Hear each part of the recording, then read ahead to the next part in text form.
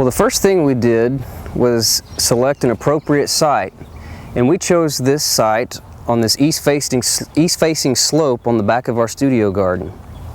Well, to give you a little background about rock gardens, in 18th century England, the Romantic movement had brought about a change in garden style.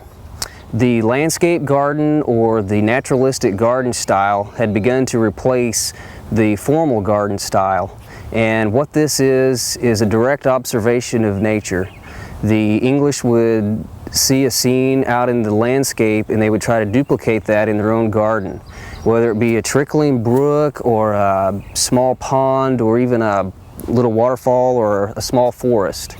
And the more adventurous gardeners even tried to duplicate what they had seen up on the mountaintops while traveling through the Alps. And so that's how we got the rock garden. Our rock gardens today are descendants of these small mountaintop gardens that the English tried to duplicate in their gardens.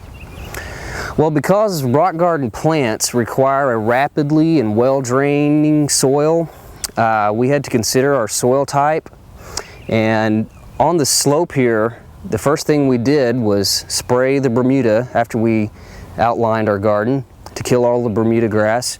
And we came in and we excavated all the soil down to about 8 or 9 inches, and we piled that to the side. We then came in with about a 3 or 4 inch layer of crushed gravel and spread that over the bottom of the entire excavated area. And we brought in about 14 tons of pea gravel. This is a small pea gravel or a large sand or grit, and stockpile that as well. And then we brought in a large amount of composted horse manure. And we made our rock garden mix by mixing equal amounts of these 3 ingredients. And we would just fill up wheelbarrows or the bucket of our front end loader and dump that back onto the gravel in our garden area. The next step was to collect all the rock. And what you want to do is collect all of your rock from the same location. And we were fortunate enough to go to some property that the university owns and collect all of our rock from the same place. And this is good because you get a consistency throughout the garden. The rocks are usually the same color, the texture the same, the mosses and lichens are about the same, and the age or the weathering is also the same. And it's a good idea to study the rock outcrops around the state just to see how the rocks are arranged. And if you notice, the rocks are all arranged in strata or layers. And if you look, what we've done in our garden is arrange our rock in strata or layers. You can see like the shelving. And when you're setting the rock in to maintain or to achieve this look, you make sure all the strata lines in the rock are all running in the same direction. You can see that we've laid our strata with kind of a lift towards the south end here.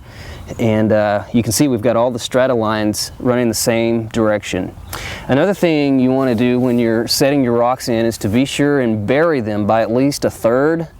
This will make sure that they look natural, like they were in place, and it gives them a look of permanence. As you study the rock formations and outcrops around Oklahoma, you'll notice that not all of them have strata lines running in the same direction.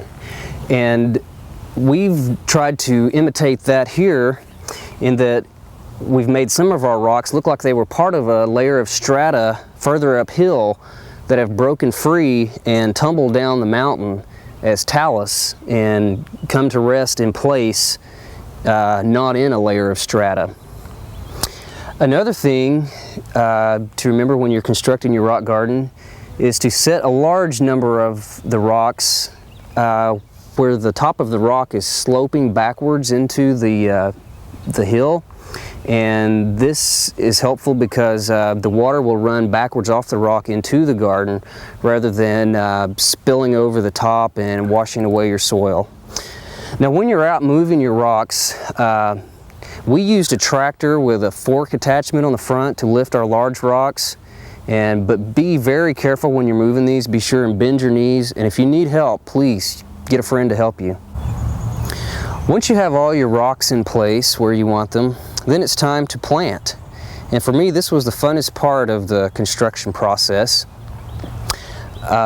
Your plant material, you don't want it to be over 12 inches tall because you don't want to hide all the rocks that you've worked so hard to get in place. And in our rock garden, we were fortunate enough to have a large enough rock garden to have a pathway through it. And not only is it a place where we can walk through our garden, but we can also plant little plants in the little pockets and nooks and crannies of the pathway, like these. And when you're planting the rock garden, the first type of plants you want to plant are your dwarf conifers, and go through and spread those out in the garden and plant those. And once those are in, come back with the dwarf deciduous shrubs and plant those in amongst the rocks. And then you're ready to plant the perennials, the succulents, and little grasses and other dwarf plants like that. Well, this will take about 2 or 3 years to fill in and start looking the way we had planned for it to look. We'll have a few empty spaces left, and we'll plant those as we get plants in. Well, I've really had a lot of fun putting this together, and I know you will too if you decide to create your own little mountaintop garden. We hope you enjoyed this video. It's part of our OK Gardening Classics YouTube channel. You can also find more recent videos on our Oklahoma Gardening YouTube channel. And join us on social media for great gardening tips, photos, and discussion.